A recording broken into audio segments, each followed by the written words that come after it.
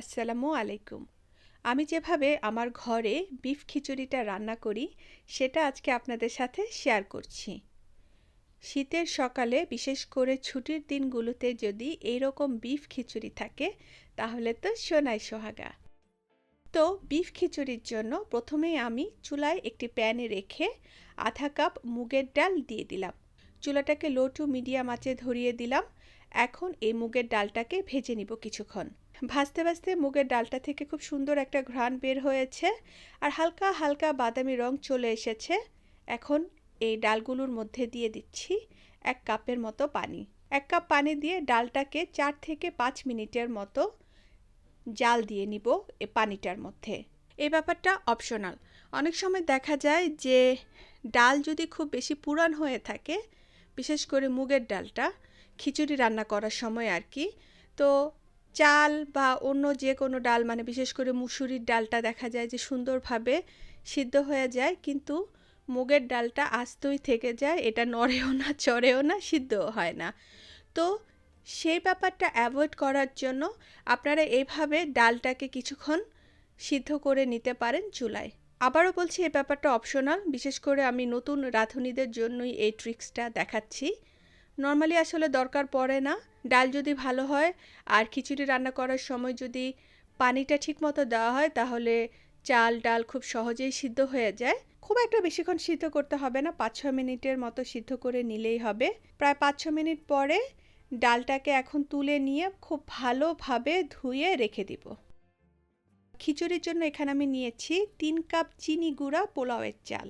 আপনারা অন্য আরও যে কোনো পোলাওয়ের চাল নিতে পারেন, এমনকি বাসমতি চাল দিয়েও করতে পারেন।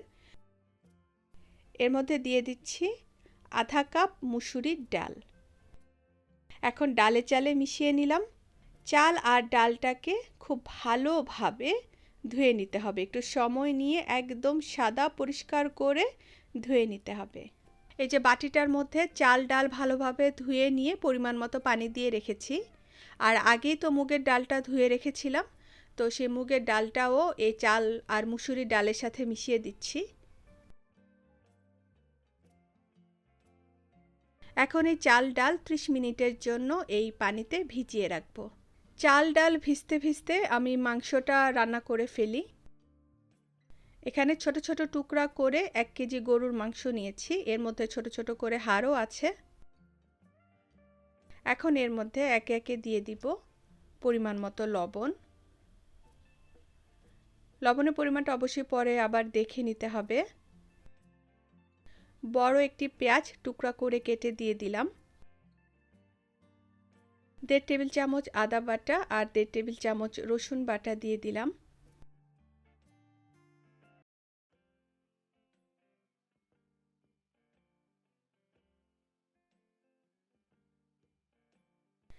চারটি আস্ত সবুজ এলাচ দিয়ে দিচ্ছি। 3টি ছোট দারুচিনি টুকরা দিয়ে দিলাম। 3-4টি আস্ত গোলমরিচ দিয়ে দিলাম। 3টি লবঙ্গ দিয়ে দিলাম। একটি তেজপাতা টুকরা করে দিয়ে দিলাম। 2 চা চামচ হলুদ গুঁড়া দিয়ে দিলাম।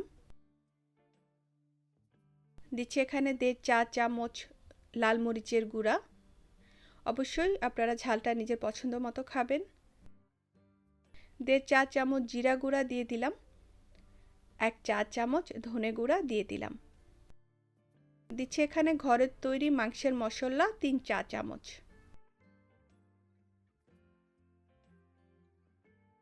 চা চামচের 4 ভাগের 1 ভাগ জৈত্রিক গুঁড়া আর চা চামচের 4 ভাগের 1 ভাগ জয়ফল গুঁড়া দিয়ে দিলাম। 3-4 টেবিল চামচের মতো তেল দিয়ে দিলাম আর 1 টেবিল চামচের মতো ঘি দিয়ে দিলাম। এখন সবগুলো উপকরণ ভালো করে মাংসের সাথে মিশিয়ে নিচ্ছি।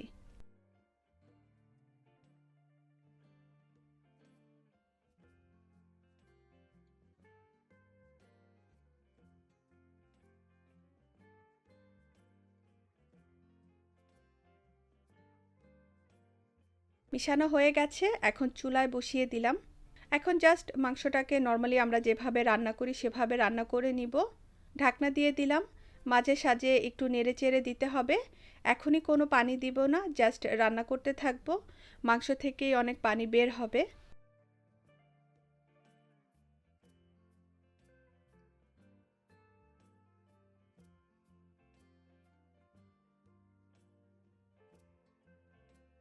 গরুর মাংসটা চুলায় জাল দিতে দিতে প্রায়ই হয়ে গেছে।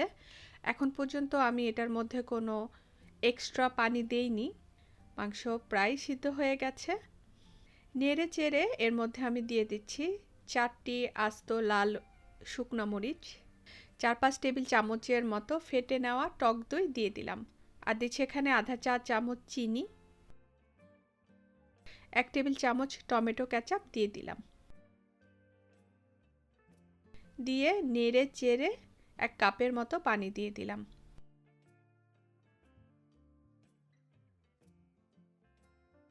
ঢাকনা দিয়ে দিলাম। এখন মাংসটা একদম সিদ্ধ হওয়া পর্যন্ত রান্না করতে থাকবো।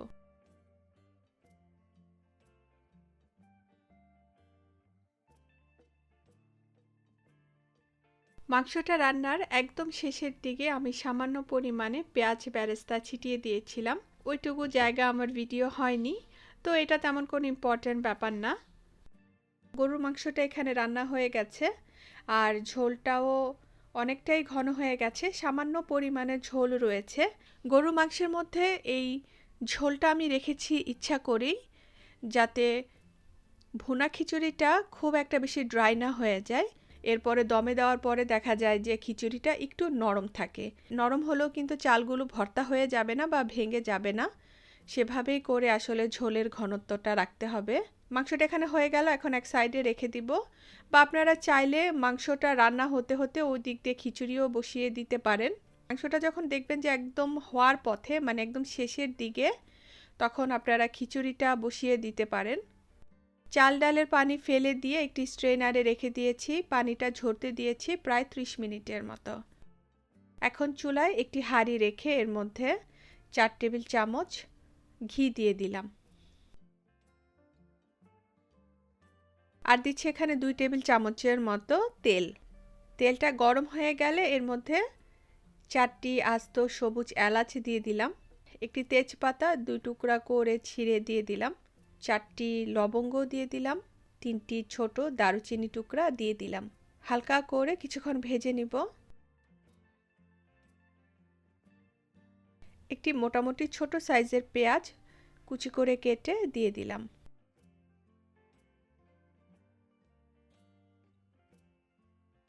1 চা চামচ আদা বাটা, 1 চা চামচ রসুন বাটা দিয়ে নেড়ে চেড়ে এর মধ্যে কিছু পরিমাণ পানি দিয়ে দিব।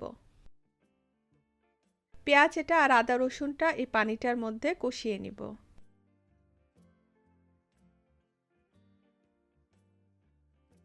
পানিটা একদম শুকিয়ে গেছে আর পেঁয়াজ এটাও নরম হয়ে গেছে। দিয়ে দিচ্ছি 1 চা চামচ হলুদ গুঁড়া, প্রায় আধা চা চামচ থেকে একটু বেশি হবে লাল মরিচের গুঁড়া দিয়ে দিচ্ছি, আধা চা চামচ ধনে গুঁড়া দিয়ে দিলাম, কয়েক চিমটি জয়ত্রী বা জয়ত্রী গুঁড়া আর কয়েক চিমটি জয়ফল গুঁড়া দিয়ে দিলাম। নেড়ে চেড়ে মশলাটাকে সামান্য পানি দিয়ে কষিয়ে নিব।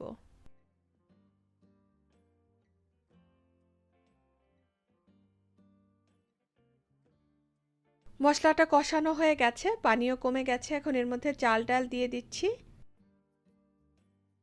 আর লবণ দিয়ে দিচ্ছি পরিমাণ মতো। অবশ্যই লবণের পরিমাণটা পরে আবার চেক করে নেবেন পানি দেওয়ার পরে। চাল ডালটাকে 5-6 মিনিটের মতো ভেজে নিচ্ছি।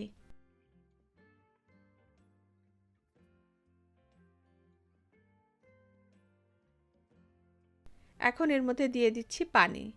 যেহেতু এর মধ্যে আমি নিয়েছিলাম 3 কাপ পোলাওয়ের চাল আর 2 রকমের ডাল হচ্ছে আধা কাপ করে 1 কাপ, অলটুগেদার 4 কাপ। 4 কাপের জন্য এখানে আমি গরম পানি দিচ্ছি 6 কাপ, মানে পার কাপ সমান সমান 1.5 কাপ। আমি এভাবে পানির রেশিওটা দেই, অবশ্যই এক একজন এক একভাবে দেয়। আমার কাছে এই রেশিওটাই সবসময় পারফেক্ট লাগে। আপনারা আপনাদের মতো অবশ্যই বুঝে পানিটা দিবেন, আর চাল ডালের পরিমাণ বুঝেও পানি দিতে হবে।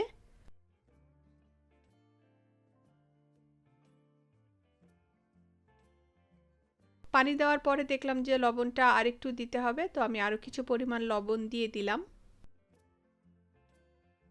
6 কাপ গরম পানি দিয়ে নেড়ে চেড়ে ঢাকনা দিয়ে চুলাটাকে মাঝারি আঁচে রেখে দিব। প্রায় 12 থেকে 13 মিনিটের মতো চুলায় জাল দিয়ে নিব চাল ডাল। 12 মিনিট পরে দেখে নিচ্ছি পানিটা একদম শুকিয়ে গেছে আর খিচুড়িটাও মোটামুটি হয়ে গেছে। খিচুড়ির সাথে রান্না করা মাংস হালকা হাতে মিশিয়ে নিব। মনে হবে যে ভেঙে যাবে বা ভর্তা হয়ে যাবে, এমন কিছুটাই হবে না। আপনি পানির পরিমাণ যদি বুঝে শুনে দেন তাহলে কিছুই হবে না খিচুড়ির, জাস্ট শুধু মাংসের সাথে আর ঝোলের সাথে মিশিয়ে নিতে হবে।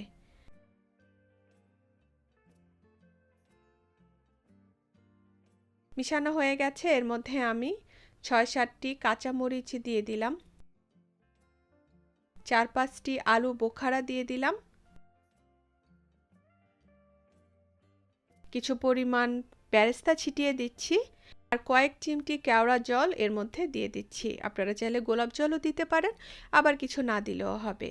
আমি হাঁড়িটাকে ফয়েল পেপার দিয়ে মুড়িয়ে দিচ্ছি যাতে এর স্টিমটা বের না হয়ে যায়। ফয়েল পেপারে দিতে হবে এমন কোনো কথা নেই। ঢাকনা দিয়ে যদি হাঁড়িটাকে ভালোভাবে ঢেকে দেওয়া যায় আর ঢাকনায় যদি কোনো ছিদ্র থাকে সেটা যদি বন্ধ করে দেওয়া যায় তাহলে আর ফয়েল পেপার দেওয়ার দরকার নেই। এই হাঁড়িটার ঢাকনাটা একটু ফাঁকা থাকে, এই কারণেই আমি এর মধ্যে ফয়েল পেপারটা দিচ্ছি। চুলাটাকে এখন একদম নিভু নিভু করে দিব।